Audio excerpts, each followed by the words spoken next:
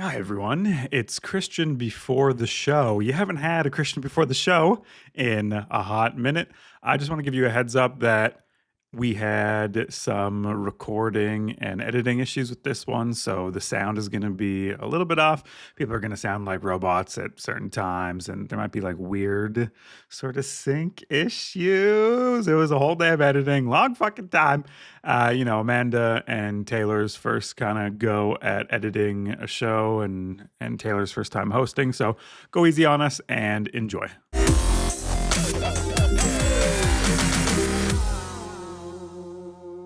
Welcome to the DL Gaming Podcast, adding games both new and old to your backlog, one slightly inappropriate episode at a time. My name is Taylor, and I'm actually that's my secret identity because I'm actually Smokeman. Smokeman. Whoa. Joining me today is Christian. Christian, also known as Pukiepie, serving up slices of hot and juicy, emphasis on the hot, only comes in cherry, and I'm really scared of whipped cream. And Amanda. That's right. Also known as Discoverygirl, seeking out the weird games and themes in the depths of Steam and the city gutters. But don't put a tree in front of me because I'm going to have to punch it for a base. Oh, man. I don't understand what your secret power is. I don't quite get it either.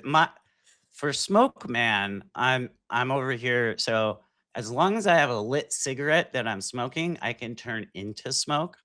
Oh, right? that's very cool. Ooh. Yeah. And kind of get in between places or dodge a punch or whatever. But my critical weakness is if you put my cigarette out, I lose my power. Oh, that's an actual cool. See, what my guy does is puke pies.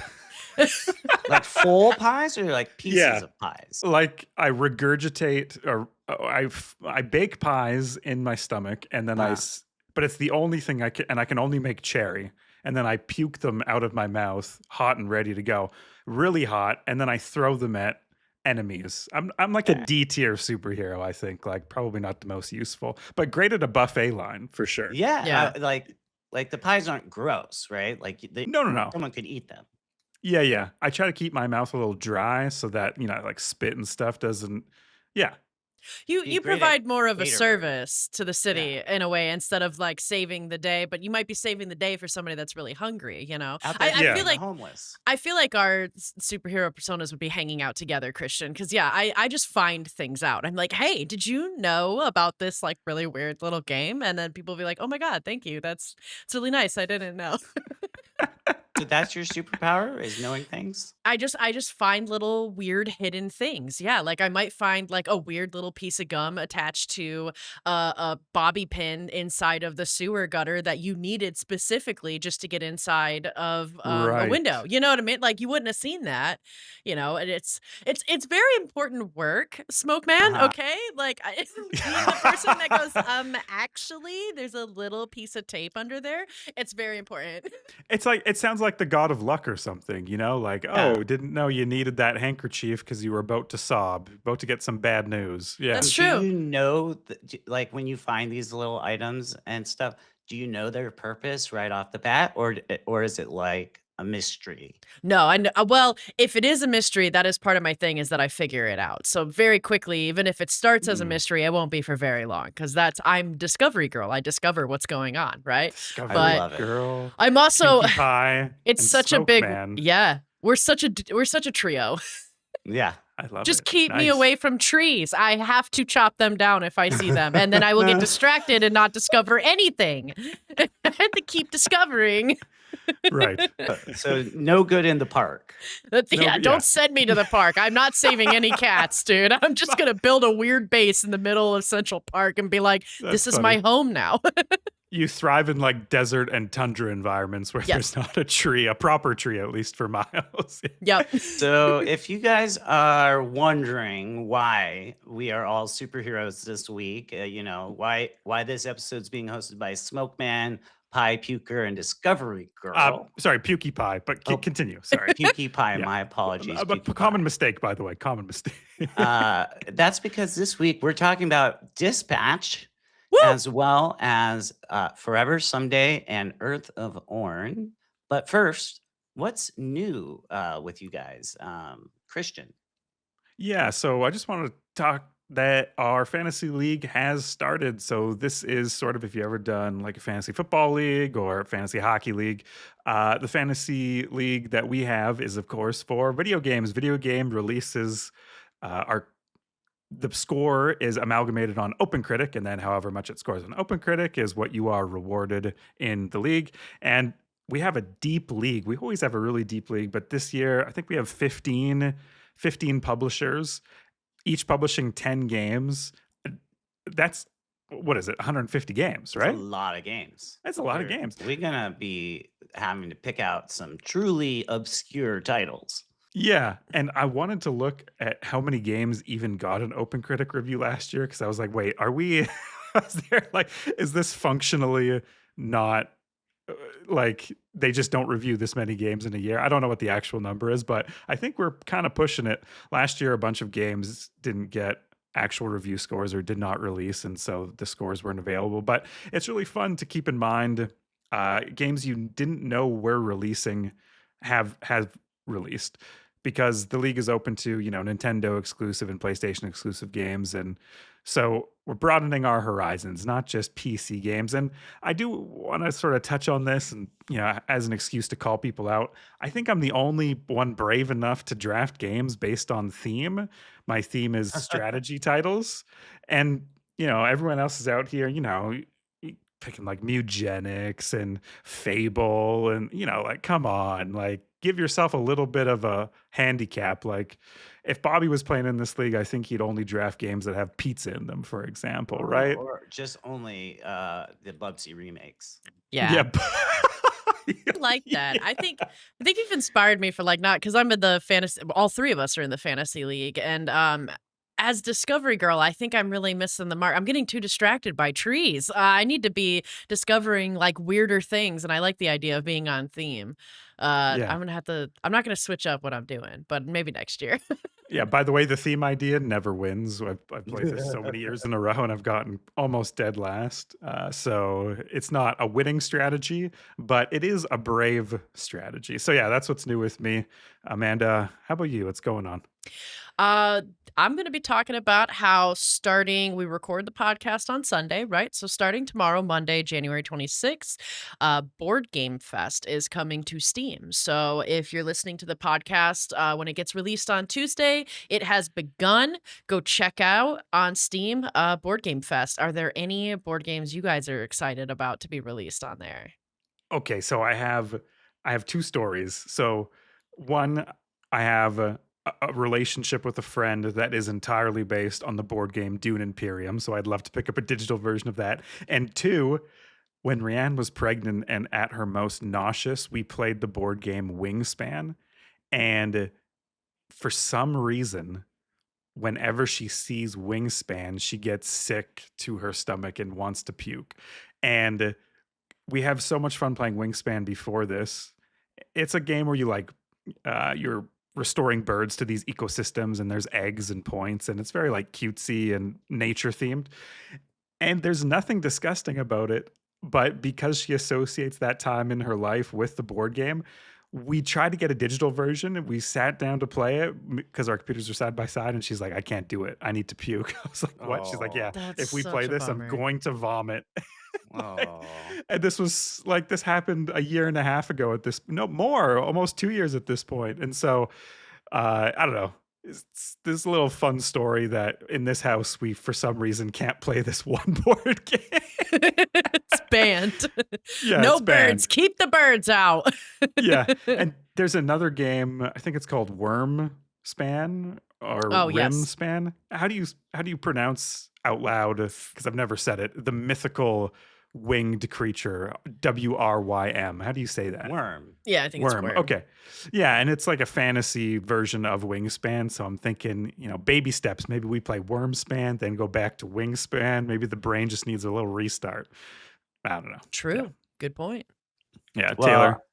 I'm just hoping for there's already a Talisman virtual board game that you can play multiplayer, and I just am hoping that they will release some more expansions for it because the game has a ton of them, and they're not all included in the digital version.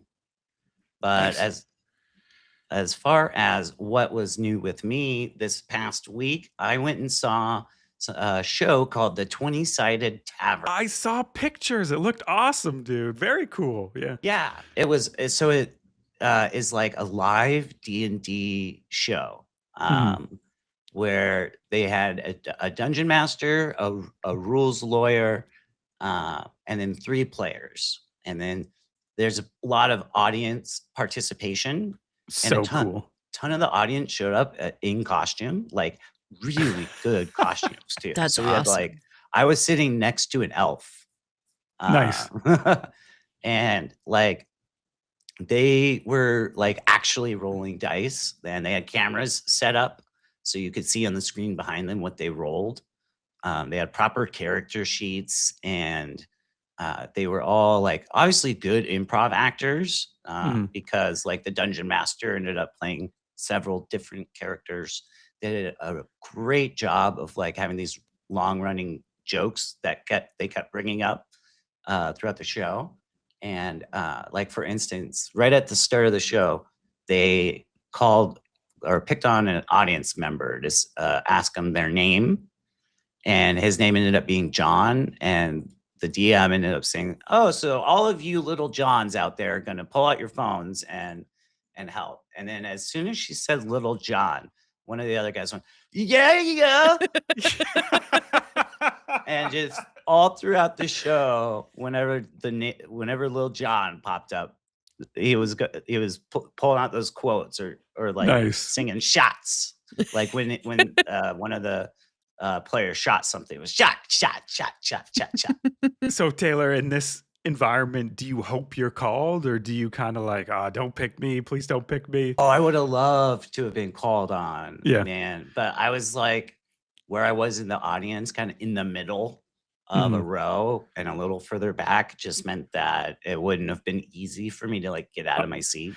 Okay, I don't know. One time I went to the Cirque du Soleil show, and someone in like the third rafters, which is in the middle, they have a seat that actually had hydraulics on it and suspended itself like 4 feet in the air, and then a spotlight went on them, and they do like an impromptu interview with this person. They have like someone go on with a mic on a stick and ask them a question, and it just made me feel like wherever I sit, I'm not safe. Like, just a random fucking seat and like so far away. They're like, "You, tonight we're gonna pick on you." And they had like a special buckle she had to apply. So I think that's kind of a dead giveaway. But if you're not expecting it, then, all of a sudden you're thrust into the sky and you are the show. I would be terrified. I'm always scared people will call on me and I'll be like, I don't know, just not be able to communicate anything.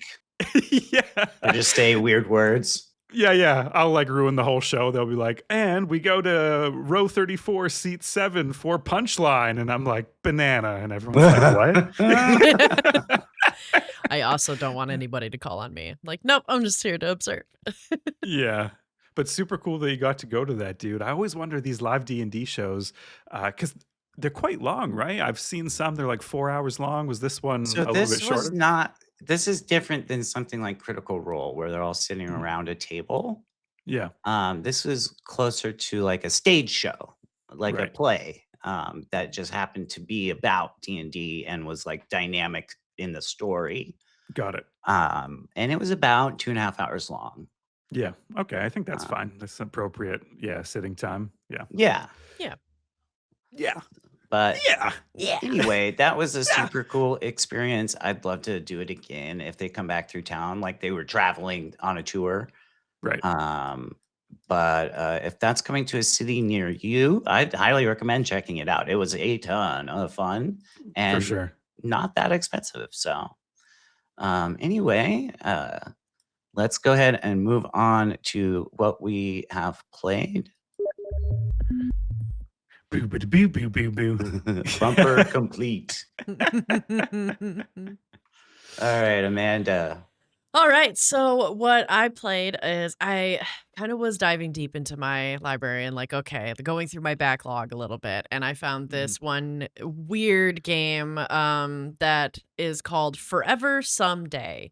Did you And discover this game in your library? absolutely. Oh yeah, Discovery yeah. Girl? I discovered it, and it was a weird little standout, a weird little tiny nugget, a little tiny piece of gum at the bottom of my purse of backlog games, right? What's And this? it kind of, yeah. And then so what is it, right? It's a really artistic, I would say a mini visual novel. This game, guys, takes like 10 to 15 minutes to complete. I'm not kidding. It is the tiniest game I've ever seen, and yet I got it. Like it was so interesting. There wasn't really any kind of like text or writing. Like the entire thing was only just visual and usually sounds. There was no really like they would have like hello, like small things, but it wasn't like there was any kind of dialogue going back and forth or anything moving the story that way. It was all visual, and it was all done with what looked like newspaper cutout collages that were Oh, pasted cool. together and moving, which was really neat. And there were a lot of elements where all you were using was your mouse, and you're like actually spending time. And this whole story was kind of hitting notes of specifically breaking up and what a breakup's like and the depression that comes with that. There was a lot of emphasis on time in many ways, both in like the moment where and I think that they were using it in a very artistic way to drive home the point of like a breakup and to go through depression and to go through these feelings of sadness. It takes time, and it takes like a frustrating amount of time to like have Right. things move on, because the things that they would have you do, like I found myself getting impatient and annoyed because it was just like you're just spinning the hand on a clock over and over, and you're like, when is it going to get to the next scene? But like that's part of it, is that these kind of things take time, and they take a lot of constant effort to move through. And I think that that was part of the game on purpose to like This get is you a to think of that. gamepoems.com game, Yeah, Amanda. yeah, kind of. And it was Right. very incredibly impactful and like on brand for going through motions after like a bad breakup. And so in a way, I think it was okay.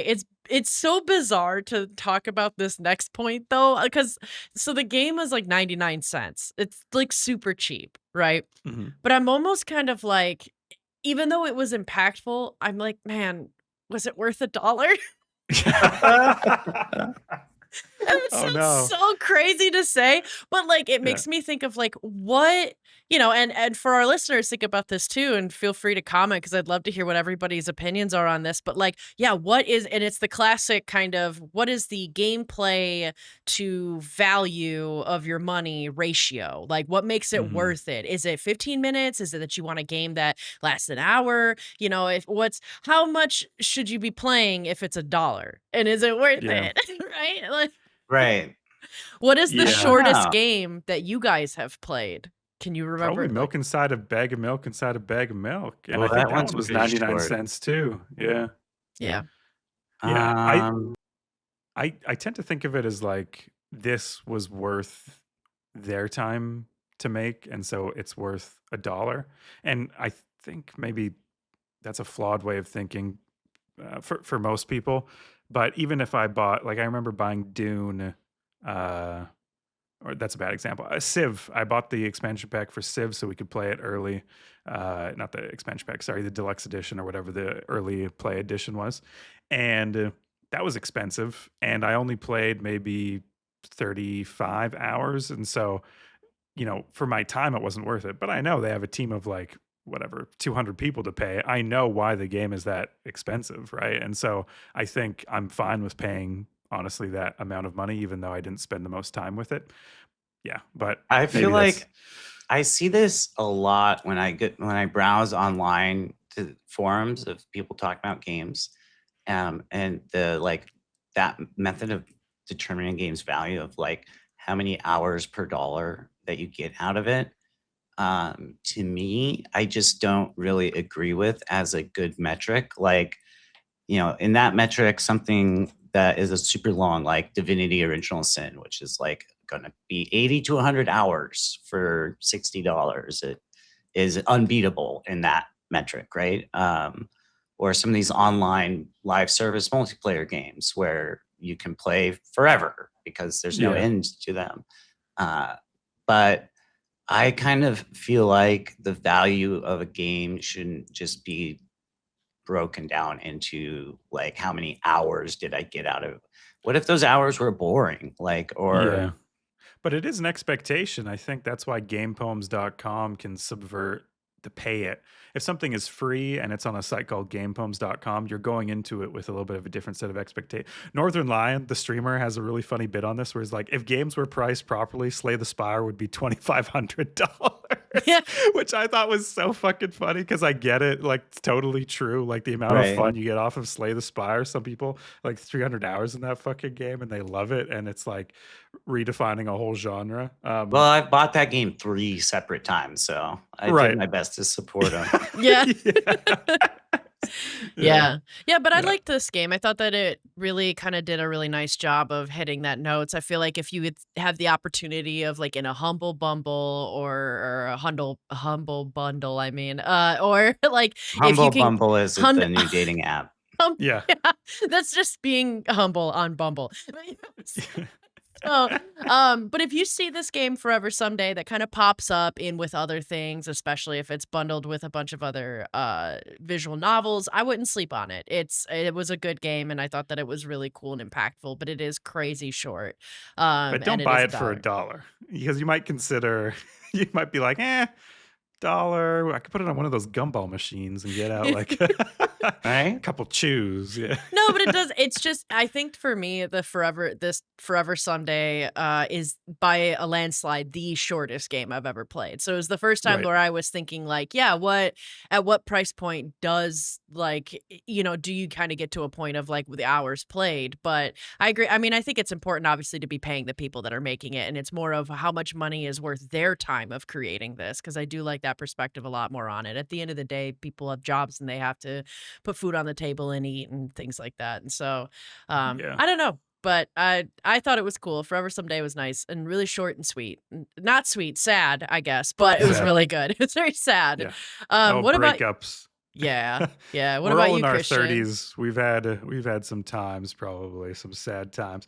So I played Earth of Oryn this week, and I didn't play it too much. I had a really busy time at work this week. I've been putting a lot into, just work, and so I don't want to talk about it too much because I think I've only played a couple hours, and I'd like to play it a little bit more. But it's a Details Matter city builder, and it released into early access as mixed reviews now. And I kind of want to talk a little bit about this because what struck me about the presentation of this game is if you go to the Steam page, you can check it out yourself. The developers like, buy now if you enjoy early stage city builders, want to be a part of shaping a game as it evolves and support its development. If you are looking for a polished feature complete experience, I strongly recommend you to wait.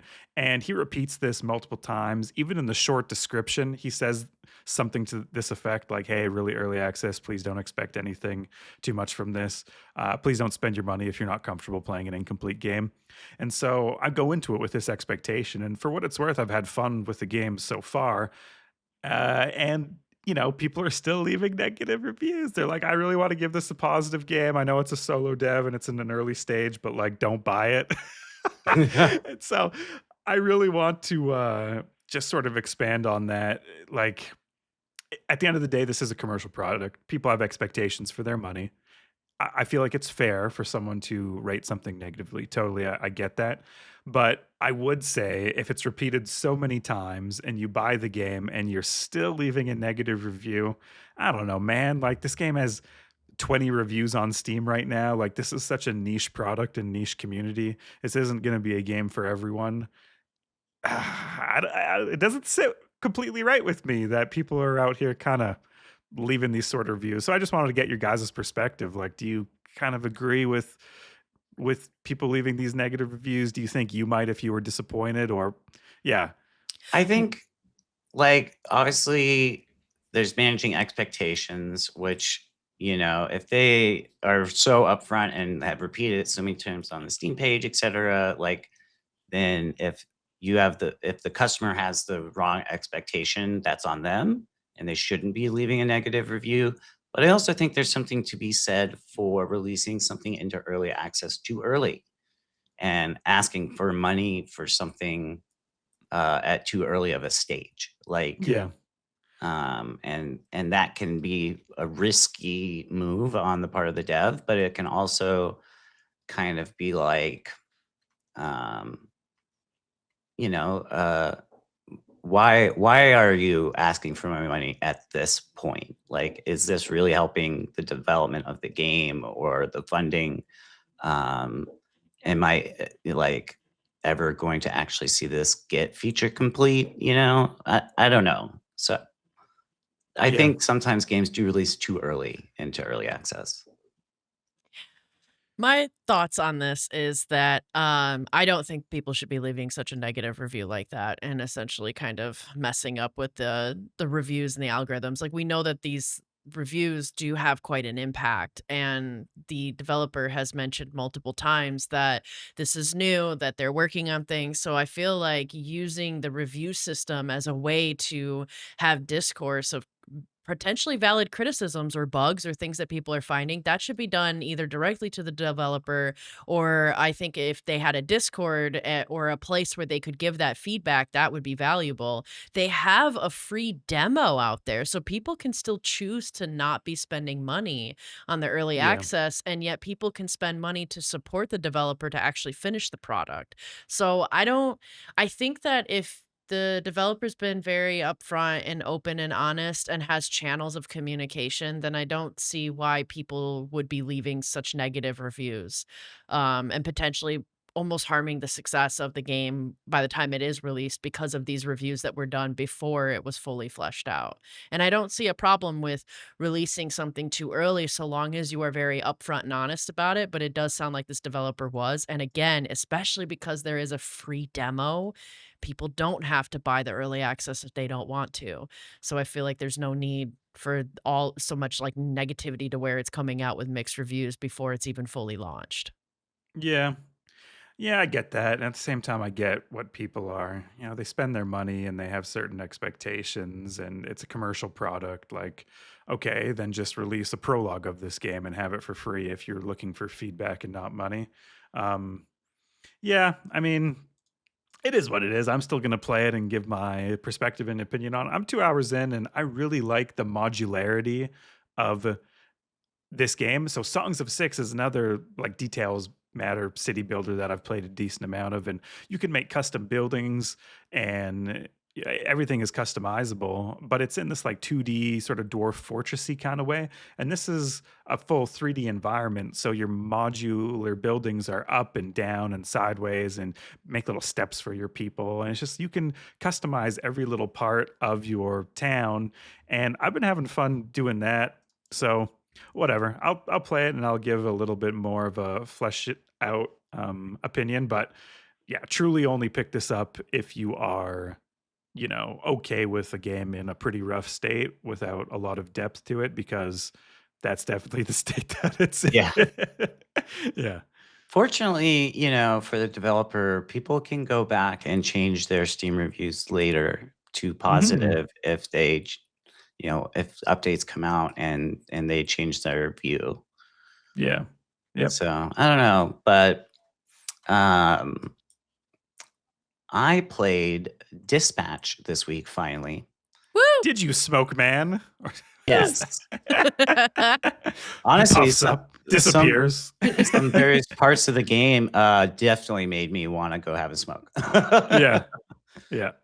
It could bet. get kind of stressful at times. Totally. But, Yeah. this Especially is- some of the hacking. Like, I'm just like, Ugh. oh my God, I'm fucking actually stressed out right Yeah. now.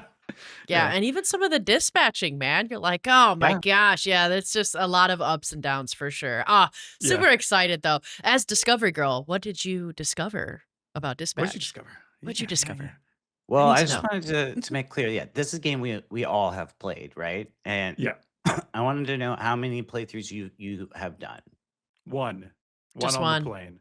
Just And one. I kind of wanted to stop there because I was like, I got my story that I played through, and I have no interest in. I like seeing what other people have done. Like, I'm excited to see your guys' decisions, but I don't want to have a different experience with the game because I thought what I did fucking ruled. Like, I loved it. Yeah. I guess real quick, I should explain what the game is for people who are under a rock and haven't heard of it yet. But it's basically like a choices matter, superhero based, visual novel type game with gameplay segments that are in between these cutscene and dialogue narrative beats.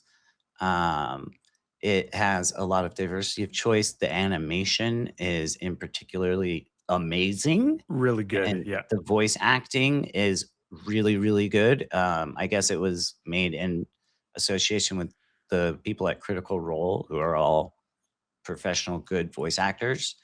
So think of it like a Telltale game, kind of. But yeah, like I wasn't sure what to expect when I started. Like I managed to kind of keep myself spoiler free from this game. And I had seen all of like the rave reviews about it, of course, and like people in our community were saying that it was their game of the year. Like especially Who like said that? Scram, Texas, for instance. I said it too. Yeah. I know. Calm down with your pies. Are you gonna throw up another pie now? Hope you guys like cherry. It's the only one I got. But yeah, it was multiple people, including Christians, game of the year. And so I had really high expectations going into it. And honestly, like just like quick review is that, oh my God, it was awesome. I totally get it. Like you guys are right. This game fucking rocks. And I also have only done one playthrough so far. As opposed to you, Christian, I'm thinking about maybe doing another one just to kind of see what else is out there. But yeah, let's kind of like go through it a little bit. Like, I want to know what you guys thought about the like gameplay segments versus the narrative segments. So I've played a lot of This Is the Police, which is another story dispatching game, but way heavier on the dispatching part than the story cutscene part, whereas Dispatch, I think, inverted that. So I loved the dispatching. Like I couldn't wait to do the dispatching. I wish the game had a little bit more dispatching. And I liked at the end of each chapter, it tells you how you did in comparison to everyone else who played this game. A couple episodes, I got... You are in the bottom 1% of all dispatchers who have ever played this fucking game. I was like, what? That's crazy. I had so one that hard. was I was in the bottom 10% of people. And then I replayed the episode because of it. I was like so mad at myself for doing so poorly. That I just like, all right, time to restart this episode. I made the same narrative choices, so the story didn't change, but I was like, I got to do better at this dispatching, damn it.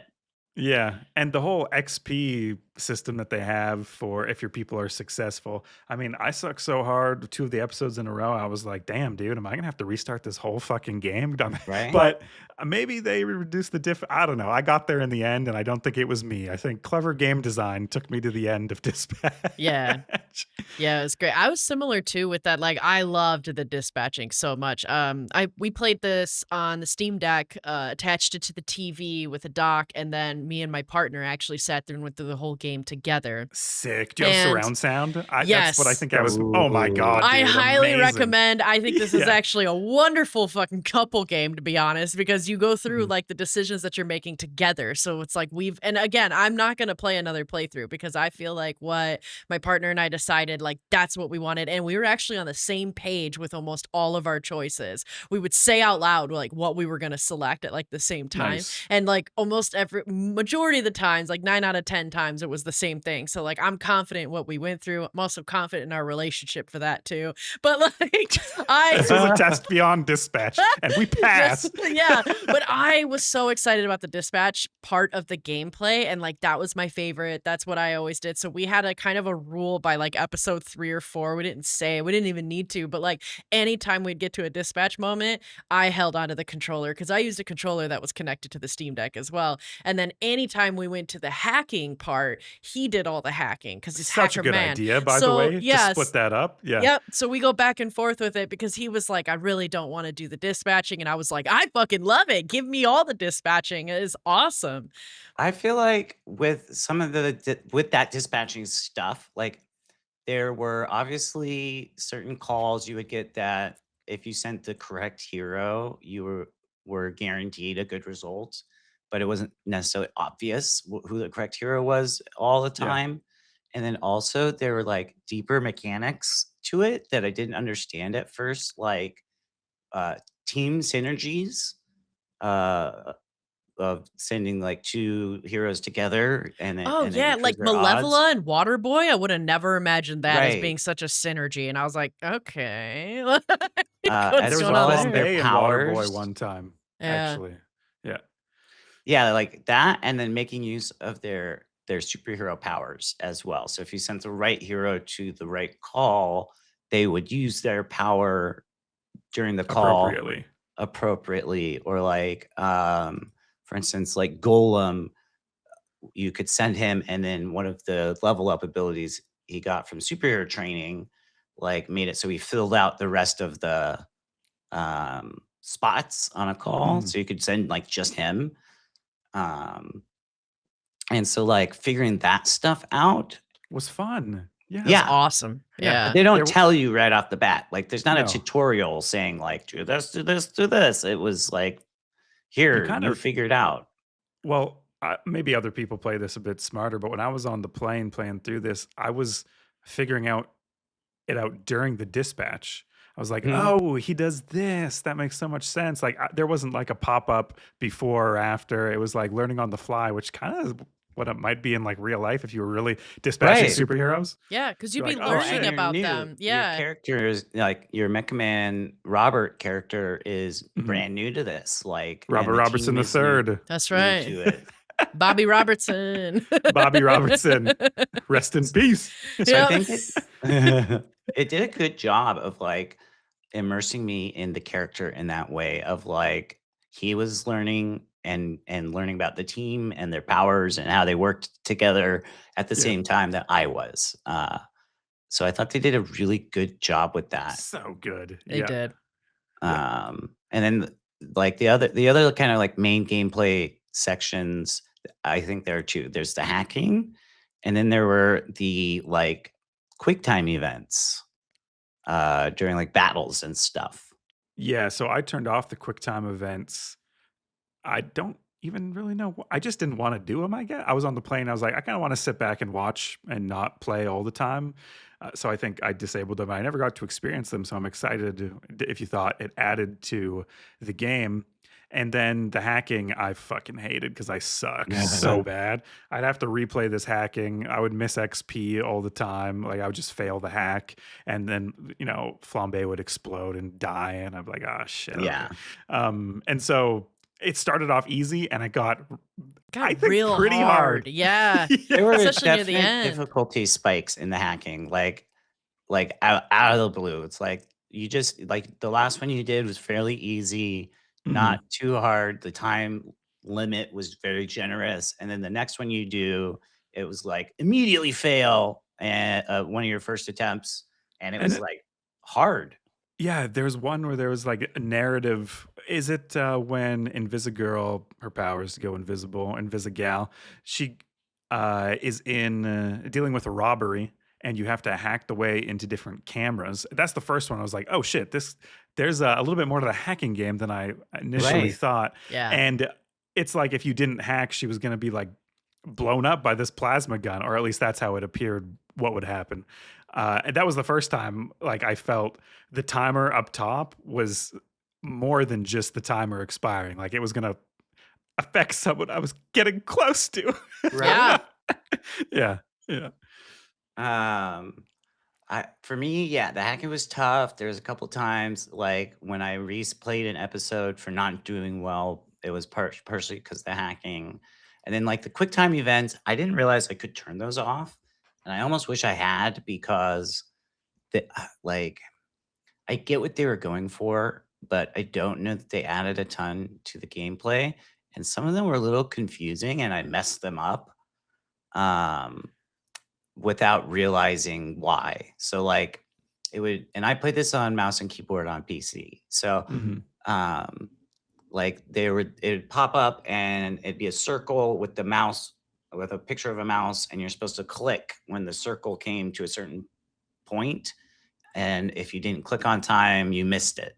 And then there was other sections where like you had to click and then drag Oh, and so it's like keep you're the mouse slicing a held sword down. or something. Interesting. Yeah. Yeah. Or like, yeah, for movement. Yeah. And sometimes it would be two angles that you had to do, Oh, that is cool. which I thought was neat, but it wasn't as clear as it could have been because it said hold down. And so like I clicked and held down and then let go too early, and then messed it Right.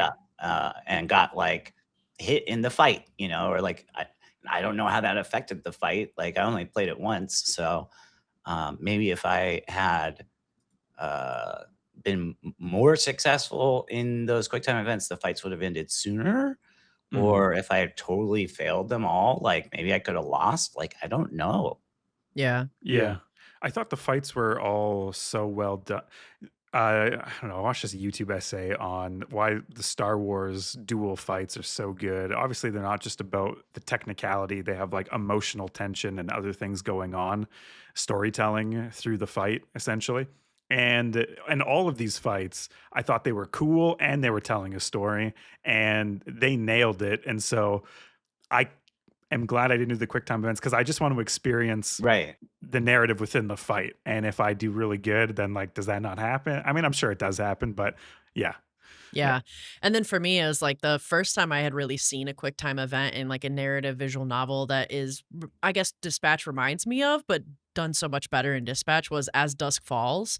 That was another great game that had really good story and artistic style as well, but also had quick time events. And I learned very quickly how much I hate those because, well, well, it's because like on one hand, I think from like a developer standpoint, it's really cool. A lot of times they can be really, cooperative and just a really great, valuable thing to do with the story that you're trying to tell. But I find weirdly enough that it almost like breaks my immersion of getting into the story and paying attention because now I'm focusing more on actually getting that quick time event correctly instead of what's Right. going on in the fight. And I hated that. So I knew the moment that like Dispatch started and they asked about the quick time events, I was like, fuck no, I don't want that. I just want to That watch shit's it. off. That shit's Yeah. off. Like, there's enough cool gameplay. I think that they have actually like masterfully woven into the game, like with the dispatching mechanic and the hacking, that like I don't need an additional like swipe and hold and move this. And then if you don't, you get punched in the dick. Like, I don't need that.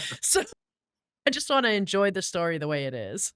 All right. So I want to just give everyone a warning right now. Everyone who's listening, we're about to go into spoiler territory. So if you have not played Dispatch and you plan on playing it, stop listening now. Get out. And- Save Get out. yourself. And in the episode comments, we'll tell you when you can go back to listening to avoid the spoilers. But yeah, from here on out, we're going heavy spoiler territory on the Yeah. narrative. So, Alert. Spoiler. Alert. The pies are being served, are being That's puked. right. Sorry.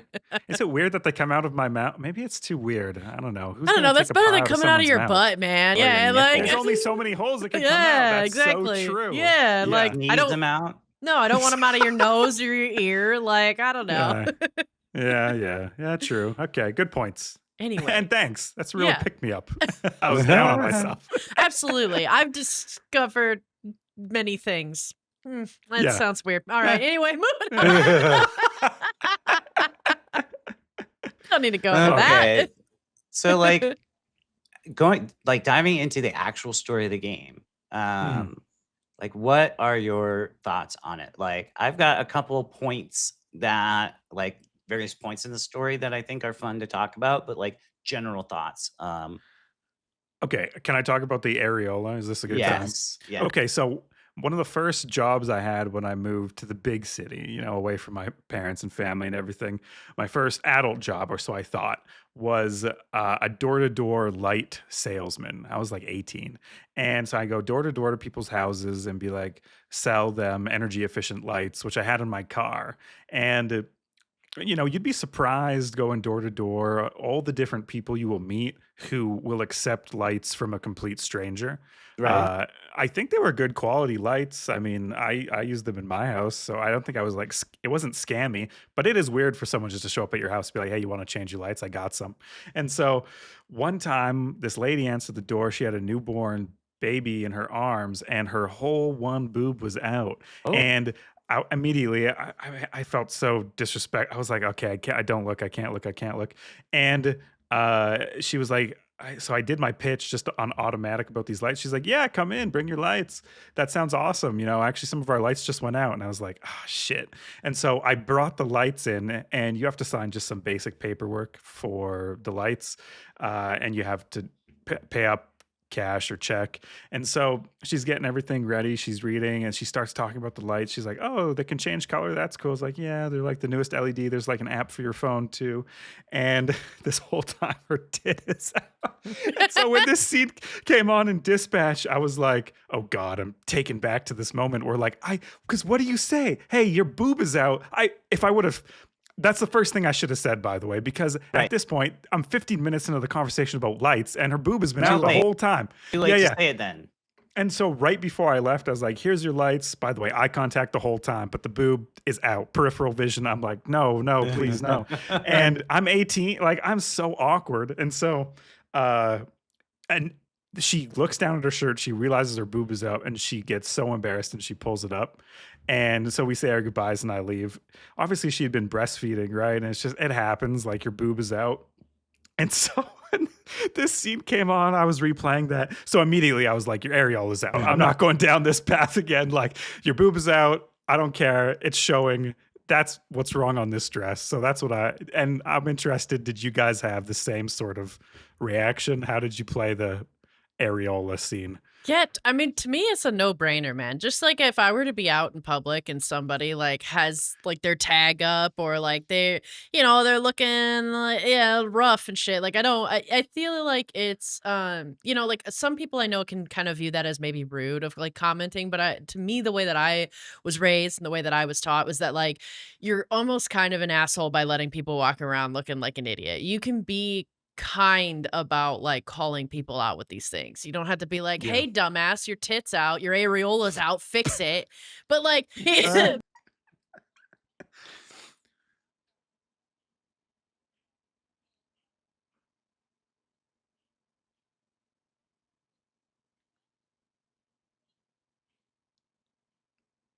fucking Yeah. And I've lived this decision. I've lived making the wrong decision. Yeah.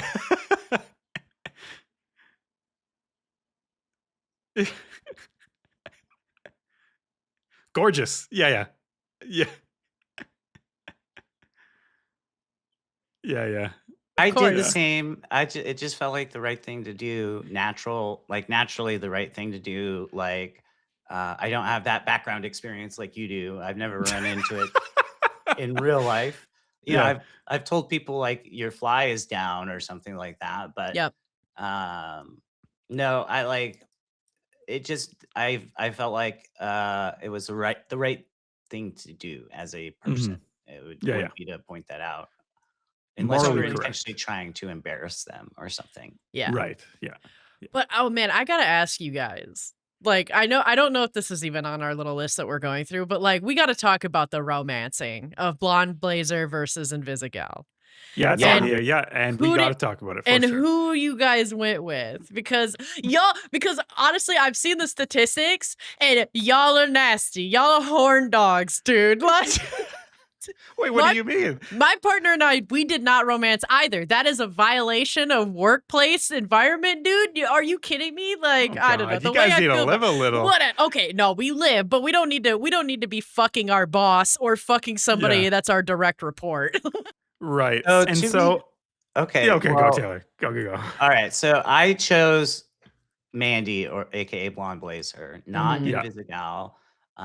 And just so you know, there's no fucking scenes. Yeah. Well, you In don't get to Well, there yet. there's no. a dream, but By yes.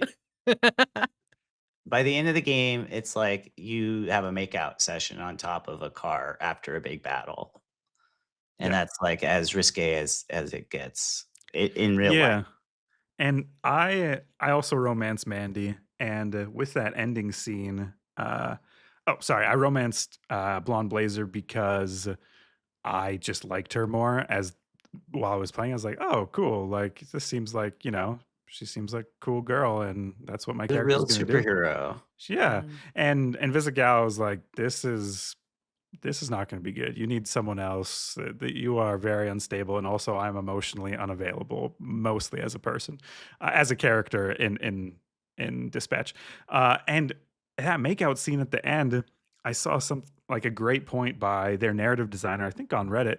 He was saying, in this, if you're really role playing and you kill Shroud, and then 5 minutes you shoot him in the head, and 5 minutes later or 30 seconds later you make out with Blonde Blazer, who is not going to approve of that decision. Right. You can do that anyway. Like that happened in my playthrough. Like I shot Shroud in the face, and then I'm making out with Blonde Blazer, and then I thought, she probably, that's an Invisigal sort of, I think she would be more Move. okay with that, Yeah. perhaps.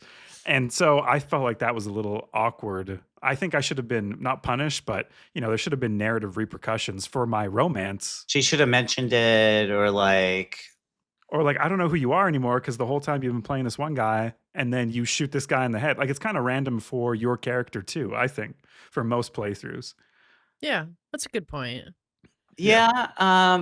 For me, it was like Invisigal was obviously kind of like damaged and needed like therapy and stuff, and I didn't feel like my Mecha Man Robert character was in the right place to do that.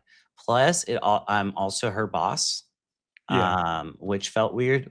Blonde Blazer is my boss, and that felt a little more like acceptable to me, I guess, than Because this Blonde like Blazer, probationary employee that you have. yeah, and Invisigal felt not helpless, but in a precarious situation, Right. right? And so that felt a little more predatory. And also, I'm sending her on dangerous missions. My boss isn't sending me anywhere. She doesn't have to choose: are you going to die or is someone else going to die, right? And so I thought that would be weird just to play into my decisions of that sort of romance.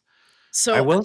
Okay, go ahead. Well, I will say that, like, in the very beginning, my partner and I were very conflicted about romancing Blonde Blazer or not, because before you're even offered the job, there's like that tension building on the Right. billboard. So, like, we went back and forth at that moment, but then as soon as like we got hired on, we felt that it was very weird because, I mean, wouldn't it be odd if it wasn't Blonde Blazer, but instead it was it was Phenomenon and you were a female dispatcher? Would that change things in your guys' mind?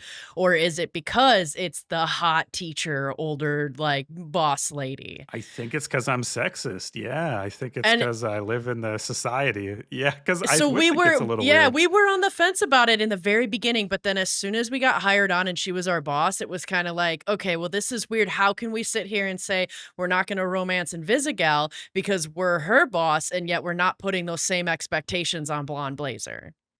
I guess I don't think that necessarily there are as many issues with the workplace romance, depending on situations. Like Blonde Blazer was obviously a stable person in a stable position. Invisigal was not, and she's a former villain who is like probationary. It just felt like a lot different standard. Yeah. Also, I would say if your character was a female dispatcher and you had the option to romance one of the other characters, I probably still would have done it. Like I don't think I think either gender could have I romanced. think just Phenomenon is weird. I wouldn't I date feel- Phenomenon. Yeah. Okay, Just his all right, it was the personality wrong is guy. weird. Yeah. Yeah. What did you guys? So, Invisigal going evil or staying good is related to you cutting her, or I believe. Is that the path? I'm not or sure exactly what. I think you have to be encouraging to her throughout the whole playthrough. Trust her. I thought a lot of it stemmed too on whether you cut her or you defended her and kept her on the team, and also if you cut her free or not. Right, or Chase, because Chase, I think maybe I her believe there was a level decision. as Her well. level. Okay, yeah. I think there's a number of factors that go into it that are kind of hidden behind the scenes numbers they're tracking. Well, in mine, she was good, or good, mostly good, and I liked the redemption arc that Invisigal went on, and by the end, I felt like that was a good story. Like I liked that. Yeah. Yeah, she was a great character. Was your Invisigal also redeemed at the end, Amanda? I feel really guilty about how Invisigal turned Ooh. out with our team, Oh. actually. At first, my partner and I kind of stood by, like, we got burned too many times and we were trying to think of the team. And it was really when majority of the team was asking us to cut her that we decided to do it. And then we found out that she like was holding on to, the power cell behind our back. And we were kind of like, okay, well, we feel like we've been burned and can't trust you enough to at this point anymore, that like we just have to like preserve our peace and preserve our team. So which then ended up resulting in her turning kind of bad. Like, she was the one that killed Shroud, actually. So, like, it was kind of cool and Didn't a know that big was a change. possibility. Yeah, and so, like, in a way, she kind of redeemed herself and then was very much, like, peace out and seemed like she was going to fill the void for the, what is it, the Red Circle, like, the gang and the team, the Oh, enemies. so she was going to take over the. Yes, yeah. So it's kind of like Okay. she did good, but then was in a sense the kind of the villain, and we failed her. Like, I think we straight up got either an achievement or like something that showed up that like we failed mentoring her, and I was like, damn, I kind of feel damn. bad about that. Yeah, But she's at- taken over the villain gang. She's Yeah. now an evil villain. Yeah, we So failed in your her. playthrough, Amanda still making these decisions. Chase dies saving Invisigal still. That still happened for you or no? So Chase, he took the hit and then went into like a coma, and then it was Blonde Blazer who gave up her amulet to save Chase, so that way then he could become a superhero again of like the track star, I think was what he was. And then Right. Yeah. Blonde Blazer pretty much permanently just became Mandy. Like, she gave up her powers to save Right. him. I don't think. Well, no, it was her powers come from the amulet, hmm and she gave the amulet to Chase temporarily until they figure out another way to They deal did. with him. They did make that comment that like she's not thinking permanent. about it and going to be figuring it out, But I will say, dude, part of figuring out could be that she gives it up permanently. But But- that Yeah, is there's true. no that other is true. It's chance. misleading. But Yeah, yeah, it's that they're but you- figuring it out. But Chase did go and run to save Invisigal for you. Yes. Okay. Yep. Because I'm Interesting. betting there's a route where that doesn't happen at all, and I Chase agree. doesn't end up in the hospital. And we were very back and forth with Invisigal as well. It was really tough. Like, we didn't want to really give up on her, but at the same time, it was just like, dude, like everything that, like, all your actions are showing that we can't trust you. And at what point do you keep somebody around that's putting a liability on the whole team and everybody else's safety? It was kind of like, but we really, I felt like, danced that line until we felt like we really couldn't, which was when Chase got hurt. Well, I think the biggest breaking point was when we found out that she had actually hid and stolen the power cell. I can't remember what this Interesting. was. That Yeah. happens. happens a little later too. I So that wonder- makes sense. Yeah. I wonder if there is the possibility, like, for me, when when you found out where the location of the power cell was, and it was like you got the option of like, we go tonight, or no, it's too reckless, we should plan and go tomorrow. And Invisigal was really pushing to go tonight, and the others are like, no, let's pump the brakes and go tomorrow. You had the option to say, no, let's do it tonight. And I wonder if like that whole Invisigal going on her own and Would have Chase. changed. Yeah. I wonder if that never would have happened. Like if the team would have gone that night. It's interesting. Because for me, I picked. Still not playing it again, Dispatch. Wait, Yeah. But it's interesting to think about. I like this point, your favorite Zed teamer. I don't know how many people's favorite this was, but I really like Coop or Coupe. Yes. First of was all, great. she can fly. Second of all, the roles I got with her just happened to be really lucky. I think she was my most leveled. I got her to the top level the quickest, and I just kind of liked her personality. She's cold blooded. She gets the job done. No drama or very little drama, and she falls for punch up, which I thought, hell yeah, let's get some. I like this ship. I ship you both. Interesting. I like Punch Up and Coop a lot as well too. I don't think they're my favorite, but I kind of want to hear Taylor's first before I talk about my favorite team member. I would say my favorite Z teamer was probably Malevola. Okay, yeah. Just because I thought one, her power set was really cool, and she seemed to have a good head on her shoulders. And then the way that I leveled her and stuff, like her being able to heal injuries when sending them together, made her like super useful. And I kind of had leveled her as a pretty well-rounded character. She wasn't my like most used. I think my most used ended up being what's her name, the pop star Prism. Prism. Yeah, because her ability was super strong too. But yeah, I don't know. I just liked Malevola's whole vibe. Malevola reminded me of Karlak, and I loved that and gave her mad points for that for sure too. I think my most used was Coop, and I liked Coop probably the most as a character to use. But actually, my very favorite team member is Prism, and so much of that started when I saw that Prism was the only one, I believe, that actually had a location of where they were from. They put Flint, Michigan, is where Prism's from, and so right off the bat, I'm like, Michigander girl, I fucking got you. You're awesome. And then. And then I heard, I think it was at the end of episode 2, it was somewhere early on in the credits, I heard the song like, I'm gonna show you how to make a pound cake. And I'm like, yo, I know that song. And I've seen so much stuff. And it's because there is an amazing artist called Thought Squad who comes from Flint, Michigan, who made I'm gonna make you pound cake and these hoes depressed, which they used in the bar fighting scene where Flambe's singing karaoke and then they're fighting. If you listen, you can hear these hoes depressed. I take my meds. And that is coming from Thought Squad, who is the voice actor for Prism. So it's full Very circle cool. and so cool. And I was like, oh, like understanding the person behind Prism is why Prism's my favorite. But I've definitely used Coop the most. I was like, I feel like Coop is overpowered for sure. Like I leveled her up. She was able to, I was able really to use her strong. for super strong. Fuck Sonar. Like Coop was the way to go. Sonar, I cut Sonar. I cut Sonar, yeah. Yeah, I And cut it was Sonar. hard. On the plane, I was like, I don't know why I care so much. The game has me immersed. So like hook, line, and sinker. Like I am having a meeting with someone. First of all, I feel like the cut, Mandy making me do the cut makes me not like her. So later when I was romancing her, I kind of wanted to talk about that. Right, bring it up. I felt like that was like unfinished. Like basically on my second day, she's like, you got to cut someone on this team of villains who you're supposed to be mentoring. I'm like, first of all, this failure is from up top. Like this isn't my fault. This is your fault. This is your team. And now you're passing me on your recycling essentially and making me take out what you feel is the trash. And I don't feel the same way. I feel like Sonar should be on this team. But I cut Sonar and he freaked out.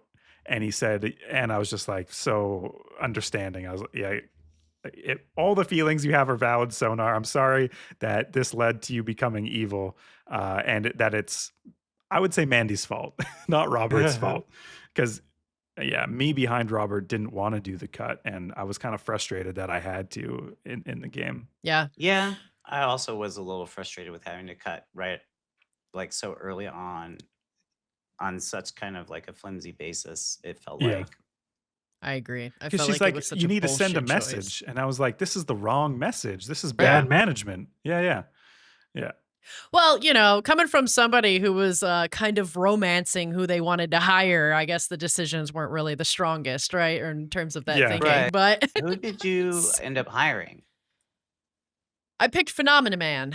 I was like, he's Phenomena kind of, Phenomena Man. I was like, he's pretty depressed, yes, but yeah, I'm hoping that, and I felt like, yeah, maybe it would help give him purpose, and also too, like, I felt like he would probably be a pain in the ass if he was like hanging around all the time anyway and causing like disruption. Like he fucked up somebody that worked there's car just to like sit Yeah. there, and so I'm like, if he's gonna keep doing this, we gotta at You gotta least get like busy. get him busy and doing things. But then, Yeah, oh yeah. man, like I actually, I'm not gonna lie, I kind of regretted that decision because the moment we failed, it was just like he was depressed and out the whole time. And Right. I'm like, would Constantly Waterboy have been depressed. better? And he was constantly depressed. And I was like, man, I Dude. get it. I got depression, so in a way, this hits close to home. I get it. Yeah. But I'm also like, man, from a dispatcher point of view, yeah, maybe this wasn't the right decision. When I hired Waterboy, I admit I hired him a certain amount of pity, but quickly I realized, damn, he is super useful because you get all these calls where it's like, send a fucking mascot.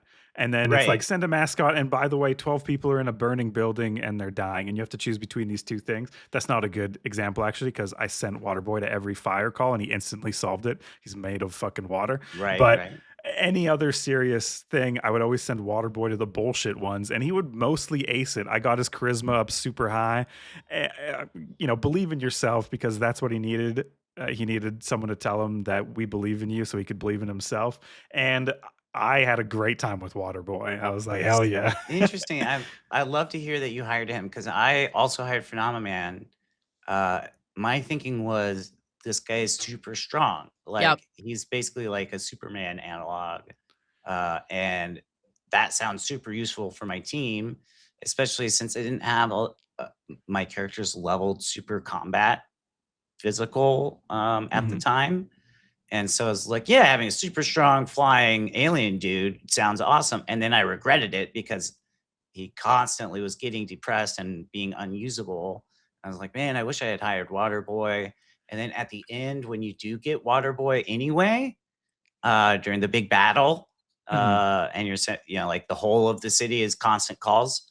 I got Waterboy then, and I was like, he's actually quite useful. And I wish Yep. I had Yeah. hired him originally. And That's so how I the felt too. Waterboy, if I can peel back the curtain on that decision, the struggling thing with that, from what you're saying about Phenomena Man, it sounds like his depression acted on the dispatching. But for Waterboy, it's if you sent him with anyone else, they would fuck with him, or they would be like, "Why are you sending me with this asshole?" Yeah. And they wouldn't believe in his abilities, and that affected his performance. I think he got like the medium. Not sickness, but the yellow status where he was, is it injured? Yeah. Like charismatically injured. And so there was frustrating times, but I was frustrated at the other people on the Like team. hazing him or bullying And see, him. and that Yeah. actually that kind of did gear a little bit towards our decision as well of going with Phenomena Man instead of Waterboy, because we saw so many times leading up into that point where people were bullying and not respecting Waterboy at all. We're like, this is going to cause issues. Whereas like Issues with the team. there was a lot of respect for Phenomena Man, and if not respect, then a little bit of, I guess, sympathy for some of the people. There were some comments made like right when Blonde Blazer and him broke up where people were like, oh, you broke that man. Like, like I remember Prism, I think, saying something like, you broke that man or you did him something dirty. So it was kind of like they might not, they might be like, yeah, he's depressed, but they're not going to fucking haze him and get him in the way. Like I had a feeling they might with Waterboy. It also felt like doing Mandy a favor by hiring Phenomena Man. Like Yeah. taking him off of her hands and giving him something to do. That's interesting that you say that, because when I thought the same thing with my decision, and then I thought, this isn't my fucking problem. I didn't date Phenomena Man. Like, this is your shit. You pick it up. Yeah. I Yeah. will say, Sure. in the very beginning, in the very initial, when that tension was building with Blonde Blazer, we were tempted, but then afterwards, everything on top of her being the boss, but like very frustrating as well, like a frustrating boss. It was like, oh yeah, I don't want to romance you. I remember being Yeah. super conflicted about, do I go to the movies with Invisigal or go on a date with Blonde Blazer? And I was like, I want fucking neither. I want to go home and hang out with Beef. Look, Yeah. I don't want to do either of this. Yeah. That's so funny. So, as a non-romanced playthrough, Amanda, what is like? Was there any other thing to replace?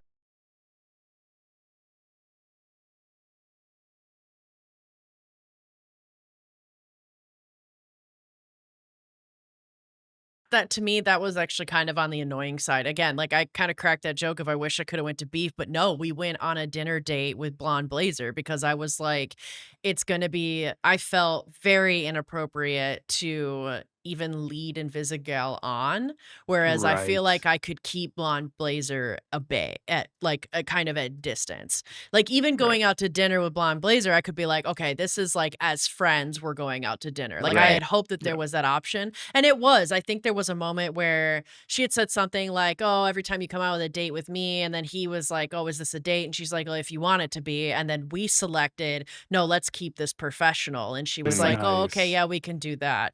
And I figured I had a higher chance of being able to go that route than if I would have went with Invisigal for sure. Yeah, you tell So that to What? Invisigal, and she'd like punches you in the Oh head yeah. and yeah. says, "By the way, we're on a date." And it's just like, Exactly. Yeah, I was yeah, like, I don't even want to risk that. I'm going to keep my distance and try and like truly keep it professional by action with Invisigal. But yeah. I really wish they could have given me the option to like go hang out with Gollum or something and take shots. And Because I would have done that. Invisigal definitely has the coolest power. Not in terms of like, wow, that is cool, but in terms of the limitations on her breathing. I thought that was so Right. cool. I Yeah. was like, oh, and the chase aging as he gets to run super fast. And I'm realizing we maybe should have done this at the top of the segment because if you haven't played Dispatch, you don't know anything. We've just been talking about these characters. We didn't really explain necessarily what their powers do.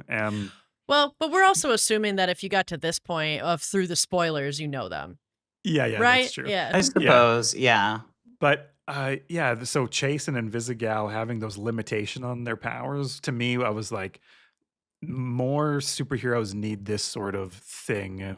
Like the Yeah. kryptonite is kind of lame, but Mhm. it's the kryptonite idea, like what you said before the show, Taylor.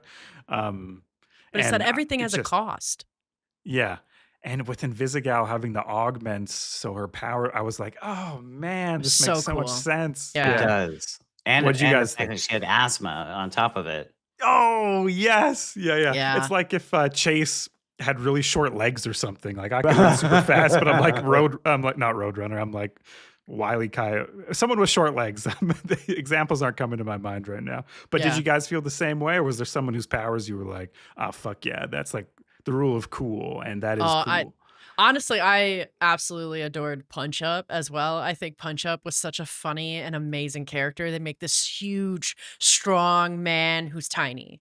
Yeah. And like Right. he punches up and specifically pretty much punches people's dicks. I like that part is so awesome to me. I knew I was gonna love this game too when like first episode or maybe second, like what is it, Toxic or something comes out Mhm. and like his dick's just there and like Bobby Robertson's like nice dick and I'm like this is comedy gold and then it circles around at the end where like I think you guys probably saw the same thing too where like he's back and then they send Punch Up on him and Yep. he walks up slowly and you could just see he's got no idea because he's like oh this little guy and it's like oh no Cool man guy. yeah this little You're guy's getting gonna punched in fucking the hit you're dick. getting Yeah. punched in the dick. Yeah. I thought that again, Malevola's powers were so cool, like with the portals. Yeah. She's a sorceress. I feel like she could probably do other magic things. Plus, she has a giant sword, Pretty cool. Yep. which was just awesome. And like in the combat scenes, watching her fight, and with her prehensile tail as well, being like another limb she could use. All of that was like pretty unique, and like versus like Coop, who is just really accurate at throwing knives, like, Yeah. and can And fly. she can fly. She Yeah. can fly, but like her power set seemed a little more basic. Same with to me, like Punch Up, like funny character, yes, hilarious, but also it's just like, yeah, he's a strong guy who's tough, you Yeah. know. Yeah. And none of these are as cool as Pukiepie, I will say. That's right. That's right. Don't get whipped cream around me. One thing though, so like in the middle of the game, you get asked at a certain point, like when you encounter Shroud again, and Shroud killed your dad, you got to remember, and you're asked, when you encounter Shroud again, will you kill him or not? Like, I what said, will you yep. do? What did you say? I said yes. Yeah. I Yeah. think my opinion on Shroud was that he couldn't be rehabilitated and he was really dangerous, kind of like a Palpatine situation. He's too dangerous to be left alive. I really felt that, unfortunately, like this guy's just going to keep coming back until we deal with him for good. And so, yeah, I need to take him out. I completely agree. I felt like Sonar could be rehabilitated, but Shroud definitely not. Hmm. I picked. I wasn't sure at that moment, but then at the end of the game, when that final confrontation happens and you have the opportunity to kill him or not, I did choose to kill him. Yeah. I We're was all like, killers. Yeah. Hey, well, I at didn't that get. I point, actually didn't get that choice, and Visigal Oh, killed him. really? Yeah, like Oh, it right. Because ba- Invisical killed him. yeah, Yeah. because they were like, give me the power cell, and I gave them both, and was basically like, you choose, bitch. Enjoy the Russian roulette gamble. Is kind of the way I was looking at it. I was like, fuck you. I hope you picked the wrong one, but that's gonna be on you. And so I gave it to him, and then like he picks the wrong one, and he starts out, and then Invisigal goes and stabs him, and I'm like, damn, dude. Like, Cold-blooded. well, we were like, oh, cool. Oh, see, that I worked. gave him the wrong one first. He knew. Oh, He yeah. realized that it was the wrong one, threw it away. Then it was like, give me the right one. So then I had to give him the correct one. He put it in his brain and was like all going powering up and stuff. And he was like, I can see everything. And then the reveal, of course, that Invisical was like playing both sides, and she pulls on the mask and disappears. And then she came up and like gave me the opportunity to fight him. But then yeah, I fucking murdered him because when they first asked, all I knew about Shroud was like that he had killed my dad and he was some kind of villain, and I didn't realize the extent of his villainy yet in that earlier episode, or like what Mhm. his powers were necessarily. He was a big unknown, and so when they were like, "Are you gonna kill him?" I was just like, honestly, I don't know enough about the guy. As the player, like Robert obviously knew more about him, but me as the player didn't know.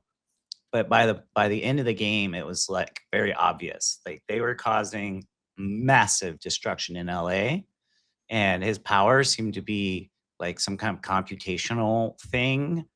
And like him having the power source, uh, or if he had figured out an alternative, like he was smart. He was a smart villain, and felt too dangerous to live. Like, obviously not going to be rehabilitated, and obviously seemed like he could break out of jail or whatever.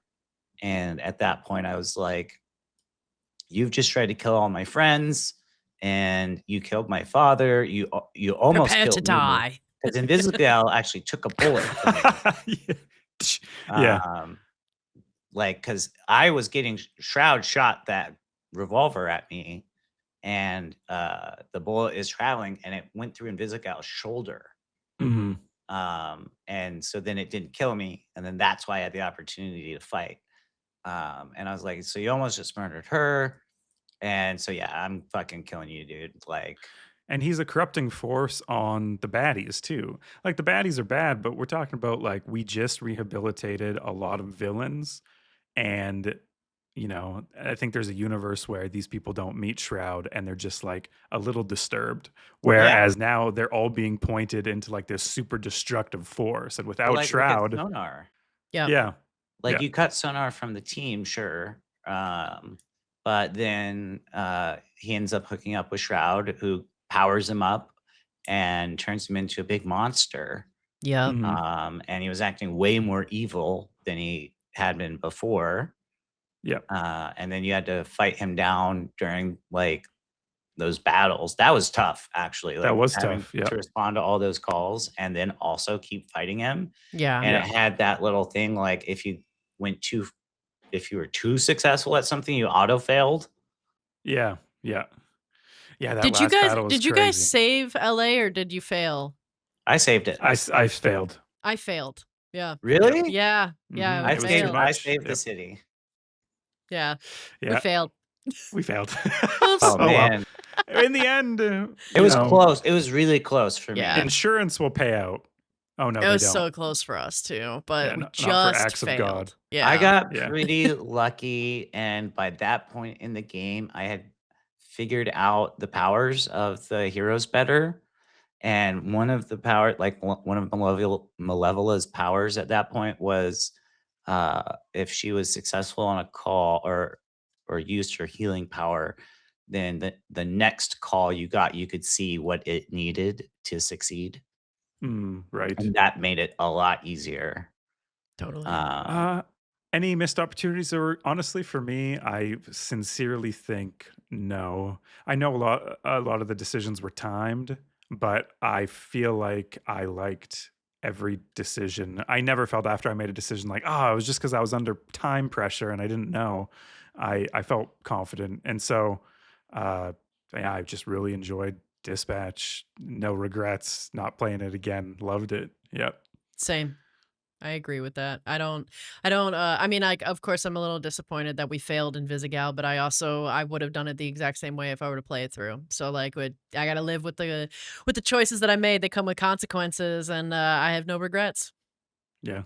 I would say that um, my only regret was like not being able to do more for, I forget his name, the big engineer guy Oh, Is that who yeah. Gollum? repairs your mech. No, the guy who Oh. repaired your mech. Oh, yeah. Shoot, I don't remember his name. Like at the end of the game, you could Royd. offer Royd. Royd. That's right. You ask him like, why don't you become a hero? You did a great job fighting earlier, and he's like, that's just not my thing, man.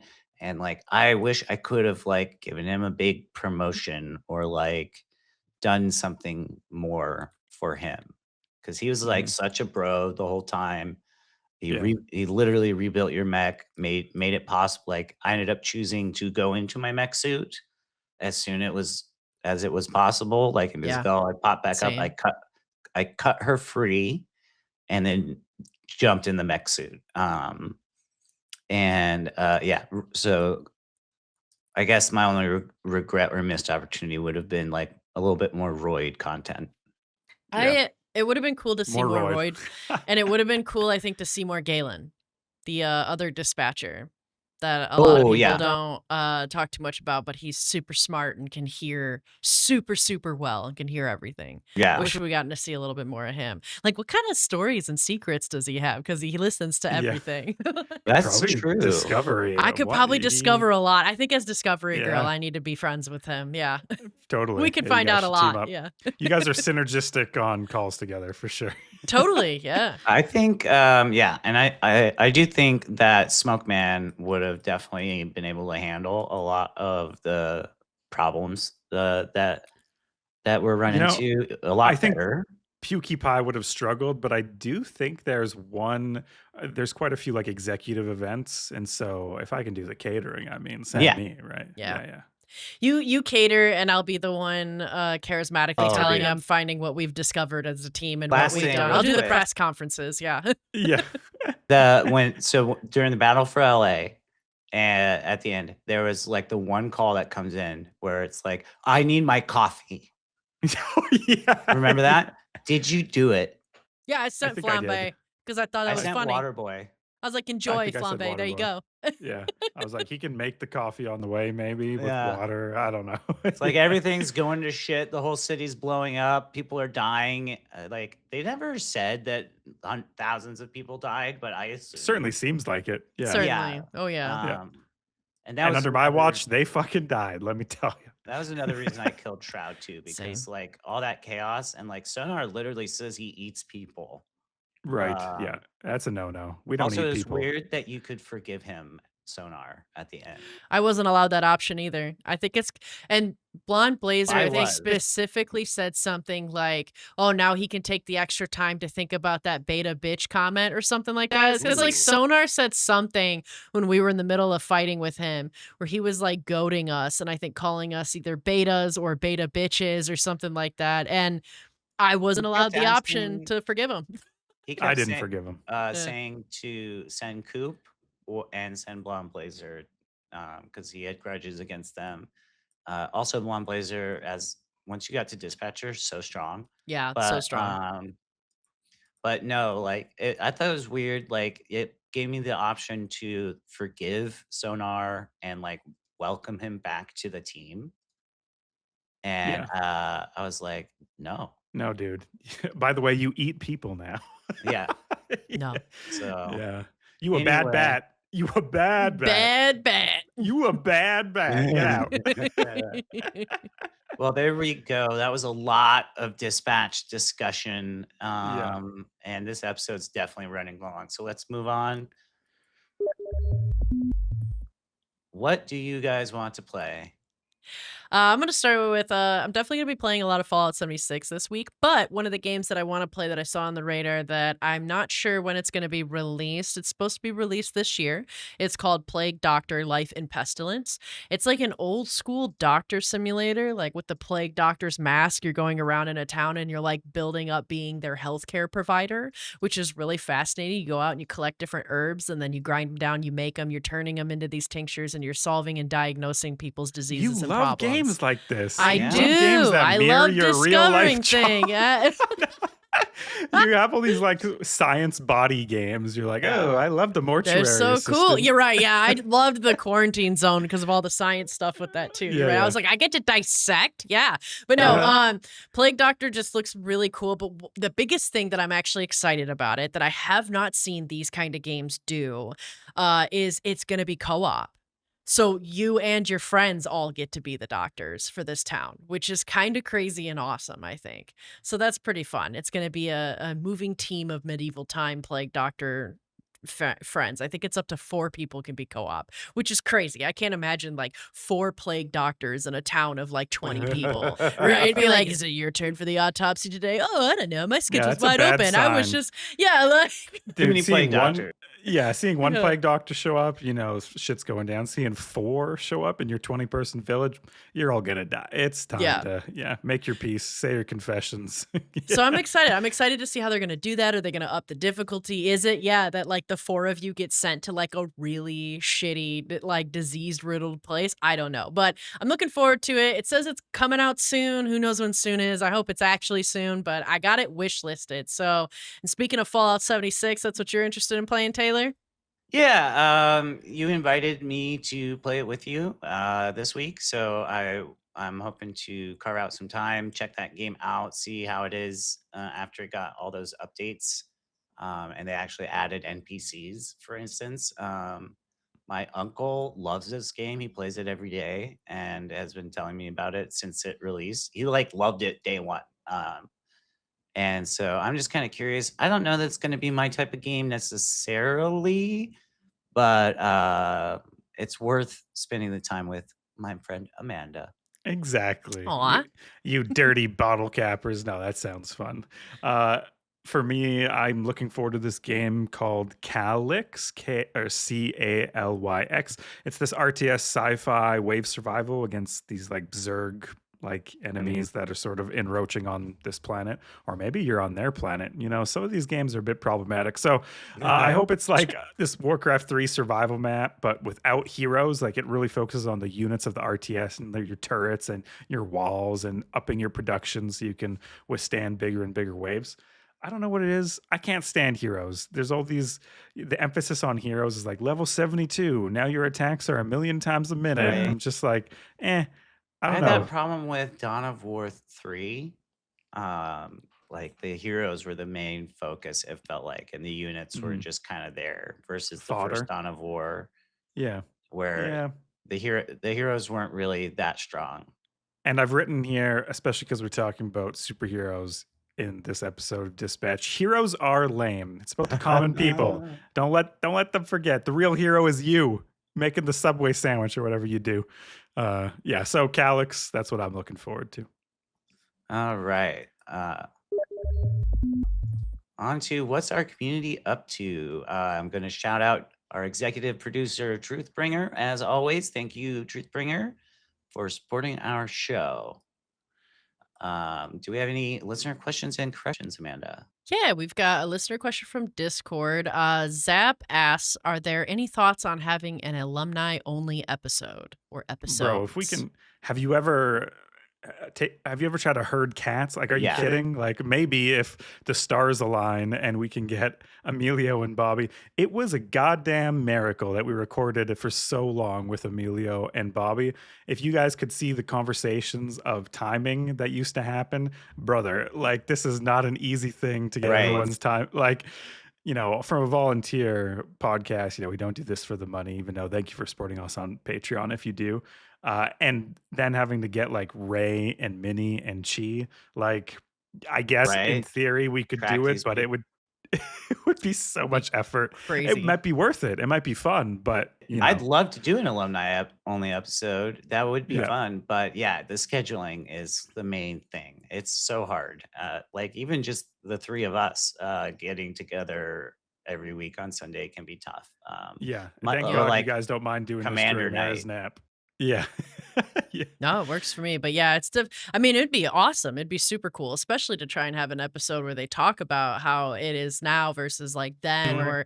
or the changes, or how much they've watched the things changed and go down memory lane. It'd be amazing. But yeah, dude, if we can, I mean, convince them. We Yeah, can get or 'em. just where Yeah. they are in their life. Like when you Yeah. guys left off with Minnie, now he has 4 kids, right? Like there's some Right. interesting things. Who knows what's happening with Chi? It would be just fun to check in with everyone and see what's going I on. agree. Yeah. Absolutely.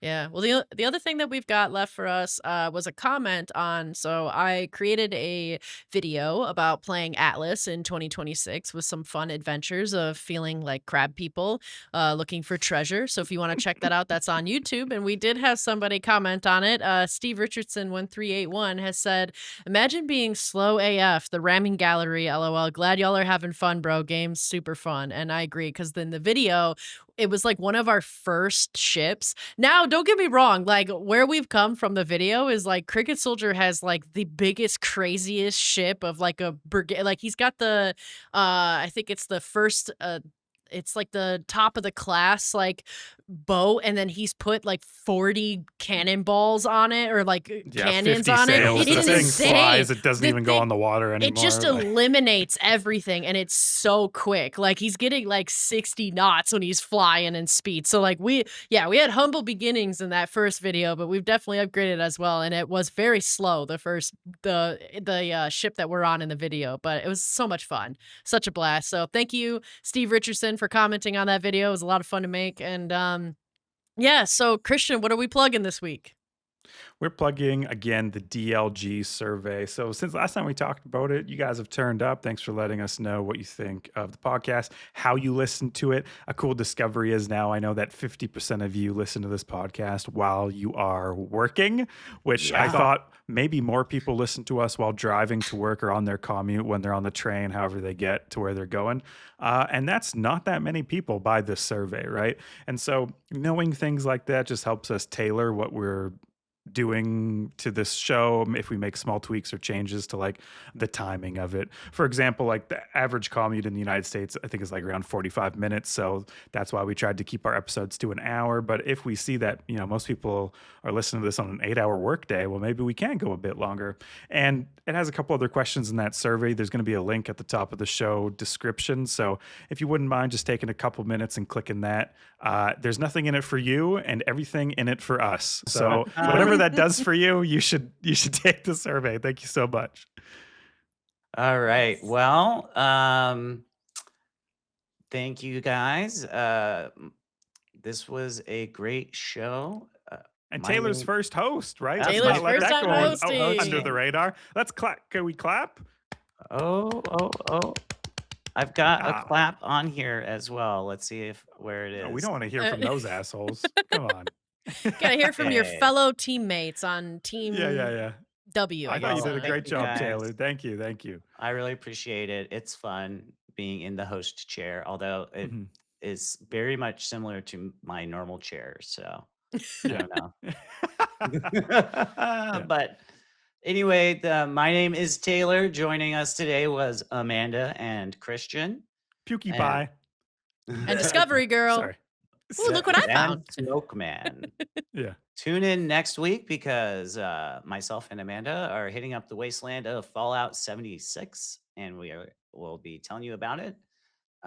Christian, what are we listening to as we leave this? So this might be a spoiler because in the game, when this happens, it's so cool and awesome. But you're gonna hear the outro of Flambe from Dispatch singing some truly top-notch karaoke. It's Meredith Brooks' "Bitch." You know the song. Goodbye, everyone. I'm a bitch, I'm a lover, I'm a child, I'm a mother, I'm a sinner and a saint. I do not feel ashamed. I'm your hell, I'm your dream. I'm nothing in between. You're the one that's tough for anybody. That's like...